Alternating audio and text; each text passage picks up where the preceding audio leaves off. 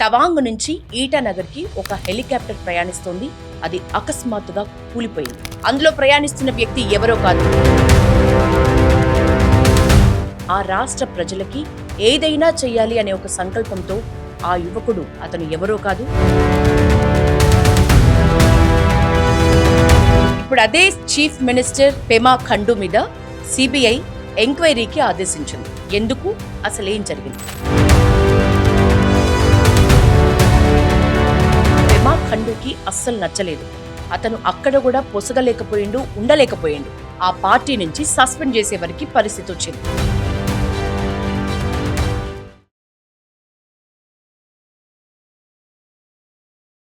నమస్తే, నేను Yashoda. Welcome to Pallavi TV. 2011 April 30న అరుణాచల్ ప్రదేశ్లోని తవాంగ్ నుంచి ఈటానగర్కి ఒక హెలికాప్టర్ ప్రయాణిస్తోంది. అది అకస్మాత్తుగా కూలిపోయింది. అందులో ప్రయాణిస్తున్న వ్యక్తి ఎవరో కాదు, ఆ రాష్ట్ర ముఖ్యమంత్రి దోర్జీ ఖండు.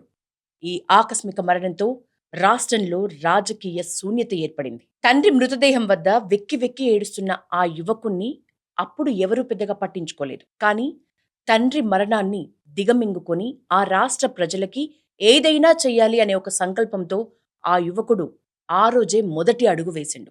అతను ఎవరో కాదు, ఇప్పుడు ఆ రాష్ట్ర ముఖ్యమంత్రిగా ఉన్న దోర్జీ ఖండు కుమారుడు పెమా ఖండు.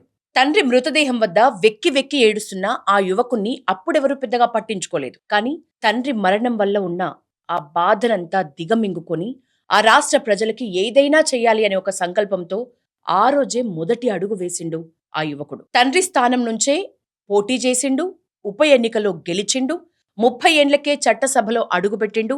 మ్యాజిక్ ఏంటంటే 6 ఏళ్లకే ఆ రాష్ట్ర సీఎం అయిండు. అతనెవరో కాదు, దోర్జీ ఖండు కుమారుడు పెమా ఖండు, అరుణాచల్ ప్రదేశ్ చీఫ్ మినిస్టర్. ఇప్పుడు అదే చీఫ్ మినిస్టర్ పెమా ఖండు మీద సిబిఐ ఎంక్వైరీకి ఆదేశించింది. ఎందుకు, అసలేం జరిగింది తెలుసుకుందాం. కొంచెం పాస్ట్కి వెళ్తే పెమా ఖండు తన తండ్రి రాజకీయాల్లో ఉన్నప్పుడే 2005లో అరుణాచల్ ప్రదేశ్ కాంగ్రెస్ కమిటీ సెక్రటరీగా పనిచేసిండు. 2010లో తన సొంత జిల్లా అయిన తవాంగ్ కాంగ్రెస్ కమిటీ అధ్యక్షులుగా కూడా పనిచేసిండు. చివరికి 2011లో ముక్టో నియోజకవర్గం నుంచి ఉప ఎన్నికలో గెలిచి చట్టసభలోకి అడుగుపెట్టిండు. ఇట్లా అంచెలంచెలుగా ఎదిగి ఆ రాష్ట్రానికి సీఎం అయిండు పెమా ఖండు. కానీ తర్వాత పెమా ఖండుకి పార్టీతోని పొసగలేదు. రాష్ట్రంలో ఉన్న గ్రూపు రాజకీయాలు అస్సలు నచ్చలేదు. అందుకనే ఆ రాష్ట్రానికి సంబంధించిన అతి పురాతనమైన party people's party of Arunachal Pradesh పీపీఏలో చేరిండు. కేవలం అతను సీఎం అయిన 65 రోజుల్లోనే పార్టీ మారి పీపీఏలోకి వెళ్ళిండు. అయితే ఆ పార్టీ అప్పటికే బీజేపీ మిత్రపక్షంగా ఉంది. నిజానికి బీజేపీతో కలిసే పీపీఏ రాష్ట్రంలో అతిపెద్ద పార్టీగా అవతరించింది అని చెప్పాలి. అయితే రాను పీపీఏలో ఉన్న అంతర్గత విభేదాలు కూడా పెమా ఖండుకి అస్సలు నచ్చలేదు. అతను అక్కడ కూడా పొసగలేకపోయిండు, ఉండలేకపోయిండు. ఈ అంతర్గత విభేదాలతోటి పీపీఏ అధ్యక్షుడే డైరెక్ట్ గా ఈ పెమా ఖండుని ఆ పార్టీ నుంచి సస్పెండ్ చేసే వరకు పరిస్థితి వచ్చింది. దాంతోనే తక్కువ టైంలోనే పెమా ఖండుతో సహా అప్పటికే పీపీఏ పార్టీ ఎమ్మెల్యేలుగా ఉన్న 43 మందిలో 33 మంది బీజేపీలోకి షిఫ్ట్ అయిపోయిండ్రు. ఈ పరిణామం వల్లే అరుణాచల్ ప్రదేశ్లో బీజేపీ పూర్తిస్థాయి ప్రభుత్వం ఏర్పడింది. పెమా ఖండు మళ్లీ సీఎం అయిండు.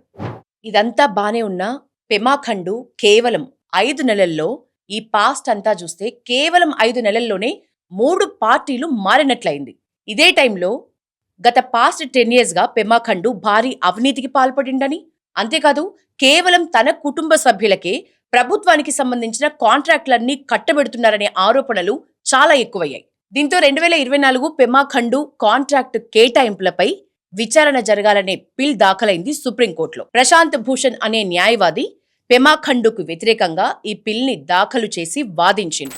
ఈ పరిస్థితుల్లో సుప్రీంకోర్టు అరుణాచల్ ప్రభుత్వాన్ని పెమా ఖండు కాంట్రాక్టుల విషయాలపై పూర్తి వివరాలతో కూడిన అఫిడవిట్ దాఖలు చేయాలని కోరింది. అంతేకాదు కొద్దిపాటి తేడాలతోటి టెండర్లన్నీ సీఎం ఫ్యామిలీకే దక్కటం మీద కూడా చాలా ఆశ్చర్యం వ్యక్తం చేసింది సుప్రీంకోర్టు. ఇక్కడ చూస్తే 2025లో బిల్ దాఖలైంది. 2026 ఫిబ్రవరి 17 నాటికి విచారణ పూర్తి చేసింది. తీర్పును రిజర్వ్ చేస్తూ ఇప్పుడు ఏప్రిల్ 16న సుప్రీంకోర్టు తీర్పును వెలువరిస్తూనే సీఎం పెమా ఖండు మీద సిబిఐ విచారణకు ఆదేశిస్తున్నట్లు ప్రకటించింది. సో కేవలం ఒక ఇయర్ డిఫరెన్స్లో పిల్ దాఖలైన కరెక్ట్ 1 ఇయర్కి సిబిఐ విచారణకు ఏకంగా ఒక సీఎం మీద సిబిఐ విచారణకు సుప్రీంకోర్టు ఆదేశించింది. నిజంగా రాష్ట్ర సీఎం మీద సిబిఐ ఎంక్వైరీ అంటే ఆ స్థాయిలో అవినీతి జరిగిందా అంటే ప్రాథమిక ఆధారాలు చూస్తే కొంతవరకు ఖచ్చితంగా అవినీతి జరిగింది అనే నిర్ధారణలో ఉంది. అవినీతి జరిగింది అనే అభిప్రాయమే వ్యక్తమవుతోంది. ఆ అవినీతికి సంబంధించిన కొన్ని డీటెయిల్స్ ఇప్పుడు మనం చూద్దాం. అరుణాచల్ ప్రదేశ్ రాష్ట్రంలో 2015 జనవరి 1 నుంచి 2025 డిసెంబర్ 31 వరకు అంటే 1270 కోట్ల విలువైన రోడ్లు, బ్రిడ్జిలు, irrigation, water supply, flood restoration వీటన్నింటికి సంబంధించిన పబ్లిక్ వర్క్స్ కాంట్రాక్టులు కేవలం 4 కంపెనీలకే కట్టబెట్టిండ్రు. ఆ 4 కంపెనీల్లో ఏమేం కంపెనీలు ఉన్నాయి చూస్తే ఫస్ట్ థింగ్ పెమా ఖండు భార్యకు సంబంధించిన బ్రాండ్ ఈగల్స్, అలాగే ఫ్రంటియర్ కంపెనీలు ఇవి 2. ఇక మూడవది పెమా ఖండు సోదరుడికి చెందిన ఆర్డి కన్స్ట్రక్షన్, సోదరుడి భార్యకు చెందిన 4వది అలయన్స్ ట్రేడింగ్ కంపెనీ. మొత్తం ఈ 4 కంపెనీలకే రాష్ట్ర ప్రభుత్వానికి సంబంధించిన కాంట్రాక్ట్లన్నీ చాలా స్వల్ప తేడాతోటి దక్కినాయి. అంటే బిడ్ వేసేటప్పుడు ఒకళ్ళకి బిడ్ వేసిన వాళ్ళకి తేడాలు ఎట్లా ఉంటాయి అనేది చాలా సాధారణంగా అందరికీ తెలిసే విషయమే. చాలా డిఫరెన్స్ ఉంటుంది. కానీ కేవలం 0.01 ఈ తేడాతోటి కాంట్రాక్ట్లన్నీ ఇతని ఫ్యామిలీకి సంబంధించిన భార్యకు 2, తమ్ముడికొకటి, తమ్ముడి భార్యకి 1 ఈ 4 కంపెనీలే. వీళ్ళకు సంబంధించిన 4 కంపెనీలకే కాంట్రాక్ట్లన్నీ కూడా దక్కిన పరిస్థితి. ఇంకా హైలైట్ ఏంటంటే అరుణాచల్ ప్రదేశ్ రాష్ట్రంలో ఒక్క తవాంగ్ జిల్లాలోనే తన సొంత రాష్ట్రం పెమా ఖండు సొంత రాష్ట్రమైన తవాంగ్ జిల్లాలోనే ఈ 4 కంపెనీలు దశాబ్ద కాలంగా ఈ 10 yearsగా 383 కోట్ల విలువైన 146 కాంట్రాక్టుల్ని దక్కించుకున్నారు.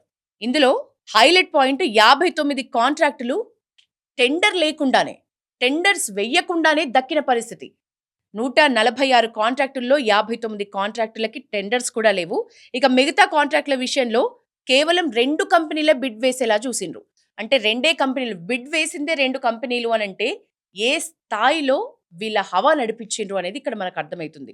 బిడ్ వేసినవి కేవలం 2 కంపెనీలు, ఆ 2 కంపెనీలు కూడా వీళ్ళకు సంబంధించినవే వేసిండ్రు సరే తేడా ఎంతుంది అంటే 0.01 తేడాతోటే టెండర్స్ దక్కించుకున్నారు.